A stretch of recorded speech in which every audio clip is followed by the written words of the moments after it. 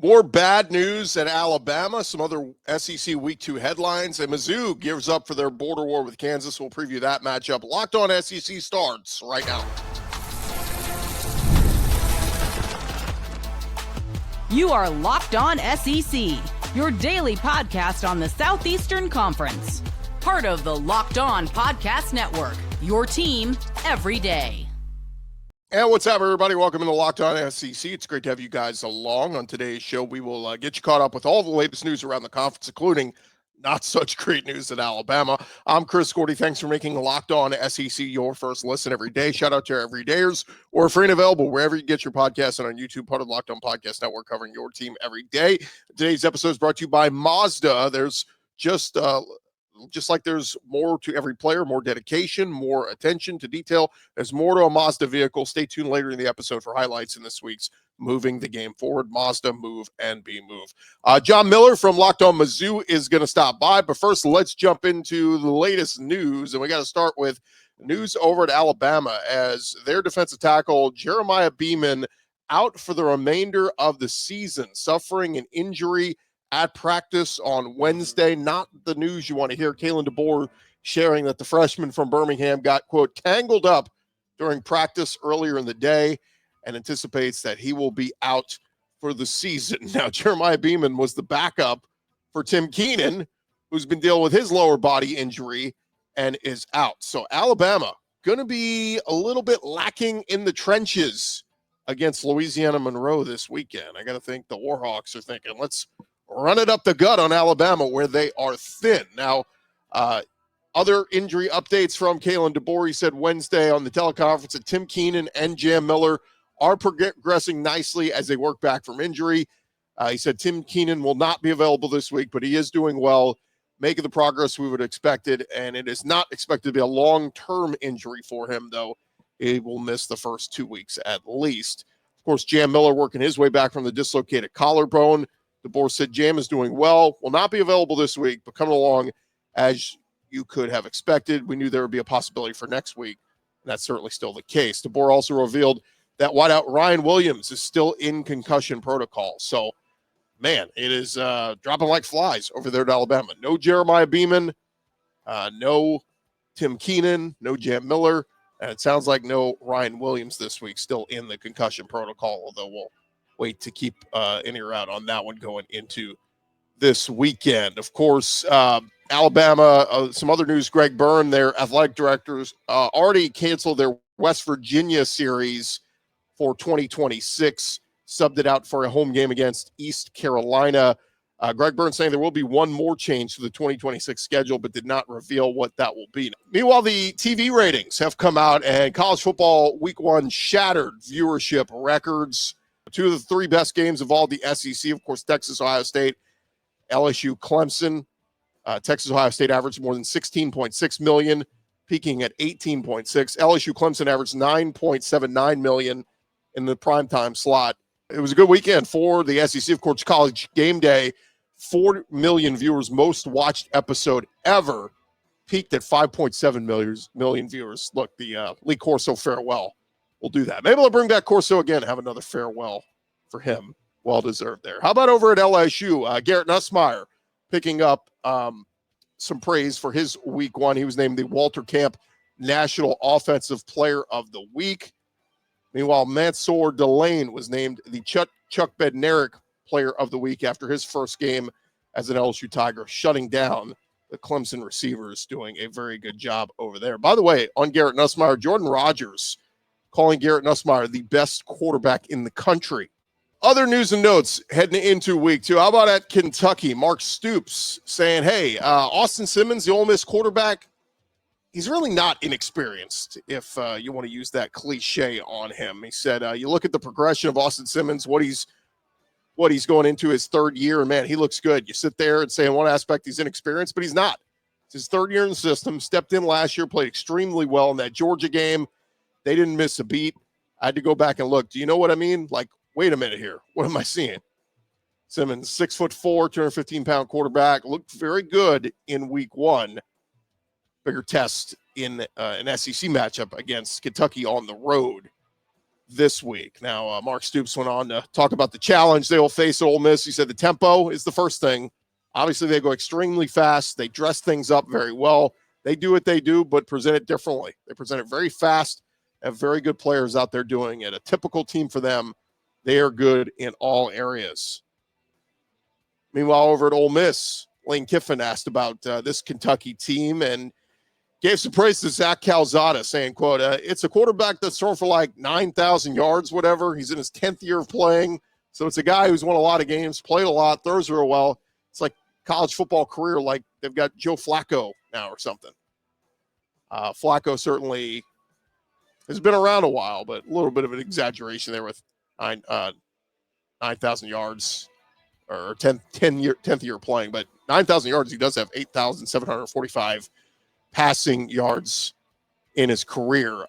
6,300 of those came while he played at Incarnate Word at the FCS level. But nonetheless, look, past 4 matchups have all been decided by one score at between Kentucky and Ole Miss. So that's going to be a big one there. Meanwhile, over at Florida, Billy Napier praising his team's discipline and a very unique penalty-free game they had week 1 against Long Island. Of course, that ramps up a little bit more this week, taking on South Florida. And they are coached by Alex Golish, who was the former OC at Tennessee. And on Wednesday, Billy Napier saying, look, I do think there's a little cat and mouse in general there.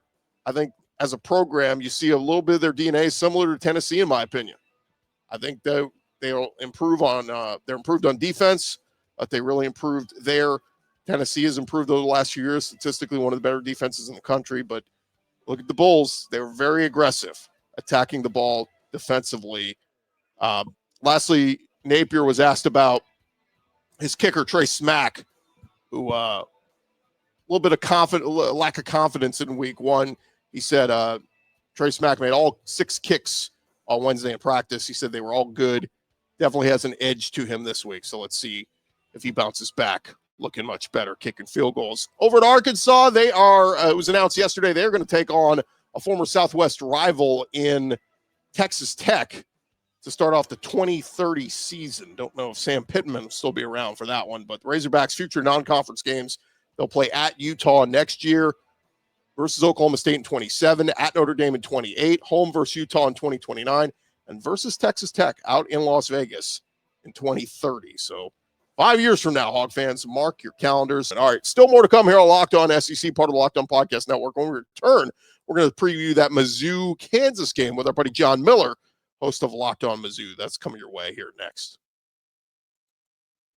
Hey, but first, all SEC fans, are you still paying full price for gas? Stop leaving money behind.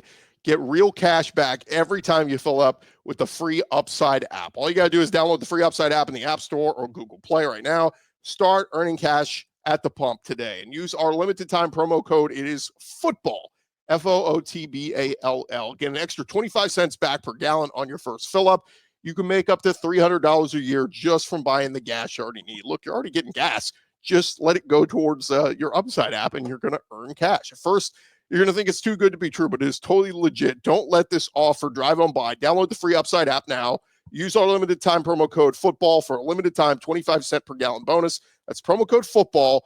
Offers vary by user and location. Go to upside.com for terms and conditions. Also want to let you guys know that Mazda, this is Mazda's Moving the Game Forward segment, brought to you by those who believe it's not just about playing the game, it's about redefining it, because these moments do more than win. They push what's possible. They remind us to go that extra yard, shift into that extra gear, and keep moving the game forward. And I got to touch on Lenore Sellers, what he did with South Carolina on Sunday. Coming out of the gates red hot. They go down right down the field, score that touchdown. Offense bogged down a little bit, but in the fourth quarter, when it mattered most, finding Nick Harbor for the big touchdown pass, that was it. Going for it no matter what. It was incredible to see what Lenore Sellers did. So when you follow what moves you, the unexpected is only the beginning. And just like there's more to every highlight, there's more to a Mazda vehicle. It is Mazda. Move and be moved with Mazda. Locked On SEC rolling along here. A pleasure now to be joined by our guy, John Miller, host of Locked On Mizzou. And John, all the Mizzou Tigers do is just keep winning. a lot of games, and they have got a big one coming up this weekend, a renewed rivalry between Mizzou and Kansas. Welcome in, man. How hyped are you for this game and this rivalry being back for the first time since, 2011?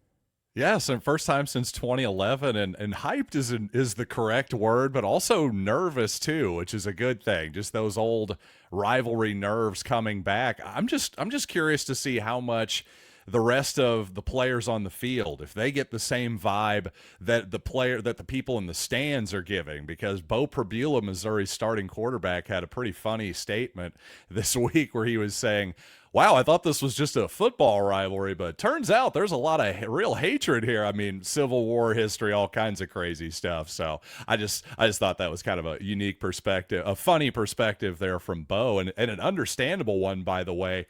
Again, I'm just curious to see if this is the type of rivalry that would be very unpredictable often in the past. Be interesting to see if that's the case this year.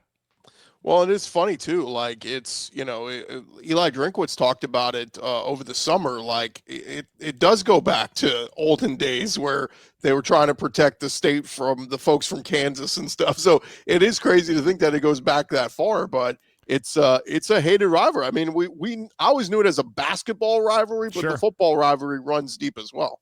No doubt. And yeah, even just putting aside some of that real ugly history, by the way, which I sometimes chuckle at people bringing up stuff from 1865, that type of deal. But just sticking to the football field, before this rivalry was suspended, when Missouri made the move to the SEC, of course, well, that was the longest running rivalry west of the Mississippi for a long, long time. So it's not just a basketball thing, although if you're a child of the 80s and 90s like Chris Gordy and I are, you'll remember it as that. But the football hatred is so thick, in fact, that in 1960, well, there's still a game that is disputed between Missouri and Kansas. They can't even agree on what the all-time record is. Yeah, I saw it's pretty close though, right? It's like 50-something wins and 50-something wins. Yeah, Missouri's got the slight edge, I believe, at last check. But yeah, it is pretty close. Over the years, it was very, very close. Well, it's funny, here we are, the weekend's almost here, and it feels like it's been forever since Mizzou won a game. And I guess it's because, we had the long weekend and South Carolina played on Sunday and all this. Mizzou was first out of the gates last Thursday playing Central Arkansas. I get it. But how that game played out, we originally heard it's going to be both quarterbacks are going to get a half and all this.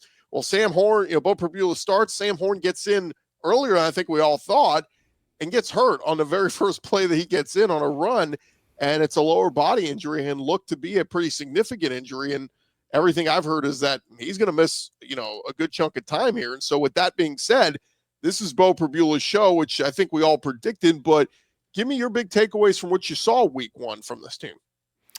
Well, just the team in general, I thought they mostly just looked like what I expected them to look like. That was my main takeaway. I'm not really changing my predictions on what Missouri's going to do this season based on it. It was just kind of confirmation. I will say the pass protection definitely left something to be desired, but other than that, Bo Prabula looked the part. I thought the receivers looked good. Obviously, the defense looked tremendous, gave up a late touchdown there with, the third and fourth stringers then, that type of deal. But, I mean, it was a truly dominant performance by Missouri. What that actually means going forward, I don't know. But it just confirmed a lot of what I thought this team was going to be. And really, a lot of our colleagues, Chris, I don't know how you feel about Missouri necessarily, but I know a lot of our colleagues think the Tigers are kind of underrated nationally too. Yeah, and it's, look, it's because Drink has done this. I mean, every year it's kind of flying under the radar. You go, oh, Missouri, they're pretty good, but they're not that big brand of Bama or Georgia and all that. So I think they kind of become an afterthought. But it is funny, though. I mean, one of my biggest transfers this offseason to keep an eye on outside of Bo Prabula was Ahmad Hardy, the running back coming over from Louisiana Monroe, who people I've talked to were like, this is a guy who could lead the SEC in rushing. And I was a little shocked watching the game last week that they weren't running the football that well. Jamal Roberts had like a good run or two. And then finally in the second half, Hardy breaks off a long run and he ends up hitting 100 yards for the night. But I was a little shocked that, it took a little while for Mizzou to get that run game going against Central Arkansas. Yeah, I wonder if some of that was just a little bit of pregame jitters or just first game jitters, I could say, from Ahmad Hardy, even because I thought, it takes some patience to run that outside zone type of play correctly. I think Ahmad Hardy can and has shown he runs it very well and will run it very well. Maybe he was just trying to pop that big one a little much because I don't know, just from my perspective, it felt like he got into more of a rhythm running the ball as the game went along. Maybe it was the offensive line too, but just in general, that Missouri running game, as the game went along, they controlled it how I felt like they should have. So I think against Kansas, I think that's going to be kind of a huge deal. I think if the Jayhawks can make the Tigers somewhat one-dimensional, no matter what that dimension is, they've got a chance. But I think if Missouri early in the game, especially if they're running for 5-6 yards a carry, that's a bad sign for KU. What'd you make of life post Luther Burden? We look for those receivers who are going to step up. Theo Weiss gone. Marquise Johnson emerged as kind of that big-time threat, 134 yards out of 49-yarder. But don't discount Kevin Coleman, too, the Mississippi State transfer. He led the team with 6 receptions on the night for 48 yards. But Joshua Manning, this looks like another good group of receivers for Mizzou. It does, for sure. And I think maybe a slightly less focus on Burden himself may actually help the Missouri offense slightly. I'll say this, excuse me, where I think that Missouri will really miss Burden is in a couple ways. Number one, he's probably the best clutch receiver in the history, maybe clutch just skill player in general. It may be the history of Missouri football. You go down, I'm not going to list them all for you here, but it's truly incredible what he did during his time at Missouri. Also, maybe even more importantly, I would say he was just an absolute red zone threat where if you're at the 10-yard line, you just throw him a bubble screen. A lot of times that's all you got to do to get into the end zone. So at the same time, I do think that Kevin Coleman, the aforementioned Kevin Coleman there, about as close to a one-for-one trade as you're going to get. I'm not saying he's as good as Luther Burden or the same player, but a really productive guy with tons of experience in college football and specifically the SEC too, and a slot guy too. I don't think Missouri could have done much better there. Hey, more with John Miller in just a second. But first, it is almost the weekend, and it's time to look back and crown this week's MVP on Who Delivered, powered by DoorDash. Just like you can win every Saturday with DoorDash Streaks, saving more every time you order. These players delivered when it mattered most. So let's break it down for you. And we are going to go out to LSU as Garrett Nussmeier made all the winning plays for the Tigers in the win over Clemson. He was outstanding, delivered in a big way. When the pressure was on, Nussmeier came through, no hesitation, no delay. And if you've been watching, every week, it's this performance, not a fluke. Garrett Nussmeier is on a streak. And as we said earlier, Jordan Rodgers saying he's the best quarterback in the country. So just like Garrett Nussmeier delivered for the LSU Tigers, DoorDash delivers your Saturdays with DoorDash Streaks. You save every Saturday. You order, stack it up all season. You could save up to $250, including $100 in DoorDash credits. Order this Saturday. Keep the streak alive. Fuel your game day only with DoorDash. Terms apply. Promo period through 11/18. We could see our conversation with John Miller, Locked On Mizzou, and we were talking about Kevin Coleman in the passing game. How about the return game as well? Had like a 40-something yard punt return. So a guy who's kind of a dual threat, dangerous guy who can do a bunch of different things. Absolutely, and that's a big deal for Missouri because, speaking of Luther Burden, I think a lot of Missouri fans, including myself, assumed they were going to get more out of Burden in the punt return game, but that's really been an area where Missouri has lagged behind the last few years under Drinkwitz is special teams. Their place kicking's been pretty good for the most part, but the return game, the punting game, not so much.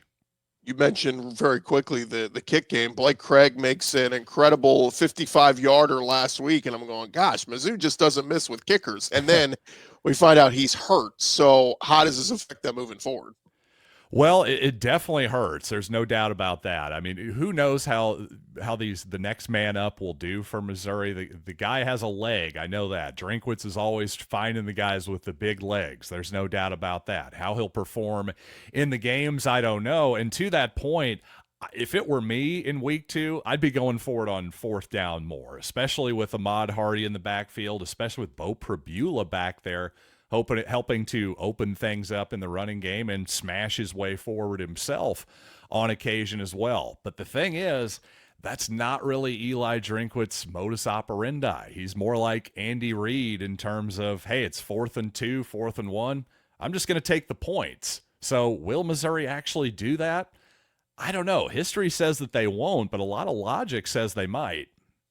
Robert Meyer, the guy that got in there to kick the 4 extra points last week. So we'll see if he is the guy. We touched on briefly the defense, but, man, Dante McClellan with the big pick 6 last week, 83 yards for a touchdown. But to me, the thing I get most excited about is the big transfer, Damon Wilson, up on the defensive line. 2 sacks already. 2 years at Georgia. He had 3 sacks last year at Georgia. So he's already – almost, meeting his season number that he had all last season. But is this the next great edge guy from Mizzou? I certainly hope so, and really just based on a whole bunch of opinions I've heard from, Clint Shamblin, actually, our buddy down at Locked On Bulldogs. I mean, as soon as we got him, he was texting me saying, hey, you got a great one here. Same thing with Brian Smith, the Scoutmaster, as I love to call him. I mean, really, it's mostly other people's opinions that have confirmed what I've seen from Wilson. And to your point, in that last game, not only 2 sacks, he got several pressures as well and only played, 15 to 20 snaps or something like that. So it'll be interesting to see, obviously, what happens when he's playing up against a lineman that he's not just completely physically overmatching. We'll circle back to Kansas in just a second, but I got to talk about Mizzou. When we talk about what their ceiling is this year, how they lucked into playing 6 straight home games to start the season. I mean, they don't go on the road until October 18th, which is insane. Yes. But after Kansas, it's ULL. They should beat them. Then it's top 10 South Carolina coming to Como. That's going to be a monster one with Lenore Sellers. You get the return trip from UMass. I guess that was a home and home with going there. And then, I can't wait. And that should be a win. And then it's Alabama coming October 11th, which preseason looked daunting, but we got to see what Bama really looks like by the time they get there. Right now, one weekend, they don't look all that great. So I say all that to say, is there a world, John, where Mizzou heads out to Auburn on October 18th at 6-0? Absolutely there is. Believe it or not, ESPN Analytics has Missouri as a favorite over Alabama in that game right now. We'll see what happens here in a few weeks if that's actually the case. But, yeah, the Crimson Tide, you listen to Luke Robinson. He was ready to throw Kalen DeBoer overboard already after 1 week. So, yeah, you got to feel more confident about Missouri's chances there. Obviously, the Kansas game is huge. Obviously, hey, the South Carolina game last year, highly competitive, a game that Missouri loses in Columbia, South Carolina last year by just a few points. One of those incredible Luther Burden clutch catches, by the way, there. So, yeah, I'm not saying it's 100% happening, obviously, but is there a chance? Absolutely. You got to feel a lot better about those chances than you did a couple weeks ago, too. 4 of the last 6 on the road, at Auburn, at Vandy, at Oklahoma, and at Arkansas, with home games against A&M and Mississippi State sandwiched in between there. There's a world, 10-2, that this Missouri team could go, and 10-2 get you into the playoffs. So it's not the craziest. The tough part would be if they go 9-3. It'd be a real debate over who were their quality wins, were their quality losses, strength of schedule, all that stuff.